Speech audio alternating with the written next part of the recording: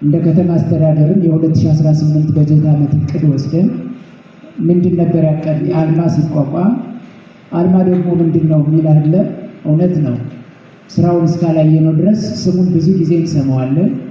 ይሁን እንጂ የክልሉን በተለይም ደግሞ እንደ ከተማችን ህዝብና የልማት ደጋፊዎችን በዘላቂነት በማንቀሳቀስ በትምህርት፣ በጤና፣ በልጅ ስልጠና ወይም ስራ ፈጠራ ላይ ፎከስ ወይሰራ አሁን አራተኛ የተጨመረው ደግሞ መልሶ መቋቋም ያደጋ ስጋት አንድ ተማራጭ በችግር ተጋላጭ የህብረተሰብ ክፍሎችን ነዛ ችግሮች የማድረግ በአራተኛ ወስዶ ማህበራዊ ልማትን ተጠቃሚነትና አስተዋጽኦን ማረጋገጥ በከተማችን እንዳንድ ተልዕኮ ይዞ ነው የሚንቀሳቀስ። ራዕዩ ላይ እንግዲህ አልማ በ2025 የክልሉ በተለይም የወረዳችንን ብሎም የከተማችንን ህዝብ ከፍተኛ በሆነ ልማታዊ አንድነት የራሱን የልማት ችግሮች በራስ አቅም የመፍታት ሂደትን አጎልብቶ ማየት ነው።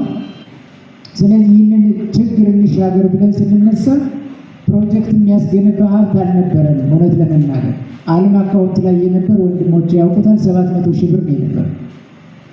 በ700 ሺህ ብር ግንባታ መገንባት አይቻልም፣ ግን እስኪ እንነሳና እንጀምረው የሆነ ነገር መስራት ይቻላል የሚል ወደ ከተማ አስተዳደርና የቦርድ አመራር ሀሳቡን ስናቀርበው በጸጋ ተቀብለውልን ወደ ተግባር ገብተናል። እኔ ይህች ዕለት ለደንበጫ ትንሽ የአልማ እርሾ የጣለችለት ናት። የዛሬ ዓመት ከምናምን 2017 ግንቦት ላይ ማለት እኔም 700 ሺህ ይዤ ስመጣ እናቶ ሙሉቀንም ሀሳቡን በጸጋ ተቀብለውልን ኦኬ ብንጀምረው ይሻላል ብለን ወንድሞቻችንን ልናውገውን ያቋቋምንባት ዕለት ናት ይቺ ናት። ስለዚህ እኔ ትልቅ አሻራ የተቀመጠችባት ቀን ናት።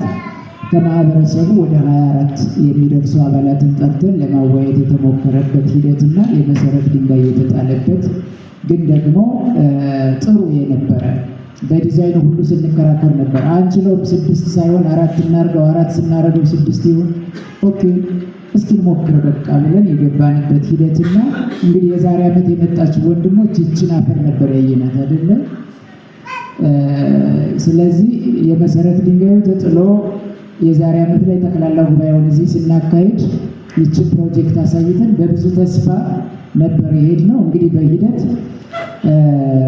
እያሳደግን የሄድንበት ለማሳደጉ ደግሞ በእያንዳንዷ ቀን እና ዕለት የድር አመራሮቻችን እውነት ለመናገር እናቶ ሙሉቀንና ልዑል ሰገድን ሳትሰለቹ የምትቀሩ አይመስለኝም። በእያንዳንዷ ሰዓት እያመጣን ከ3 ከ4 ጊዜ በላይ መድረክ ፈጥረን ቦታው ድረስ እየተሄደ ግንባታው እየተጎበኘ ይሄ የአልማ ግንባታ ነው። ስለዚህ አልማ ደግሞ የሚለማው በማህበረሰብ እሴት ውስጥ ነው የሚል የመስክ ጉብኝት እያደረግን የነበርንበትና ቀስ እያን እንድች እያዘገብን 1 ዓመት እንድትፈጅ አሁን እዚህ ደረጃ ደረሰች ማለት ነው። ስለዚህ መስራት እንችላለን። ይዘነው የተነሳነው ገንዘብና አሁን የፈጀነውን ሀብት እና ይህንን ግንባታ ስንመለከት መስራት ይቻላል። ለካስ የማስተባበር ጉዳይ ነው። ለካስ የህብረተሰብ የፍላጎት ጉዳይ አለ። ምን ጊዜ አምጣ ስንለው ይሰጣል። ስለዚህ ፕሮጀክት መገንባት መፈጸም የሚቻልበትን እድል እንደ አልማ ያሳየንበት ነው። እንደ ከተማ አስተዳደር የራሱ ፕሮጀክቶቻችን ብዙ ስላየን እንደ አልማም ደግሞ ቢያንስ እዚህ ከተማ አስተዳደር ለሆነ ግንባታ ድጋፍ አድርግ ሲባል 5,000 10,000 ከመስጠት አልፎ አልማ የራሱ ብራንድ ይኖረው በሚል እነዚህ 6 ክፍሎች ለአጸደ ህፃናት ቅድመ መደበኛ እንግዲህ ለማጠናቀቅ ሞክረናል ማለት ነው።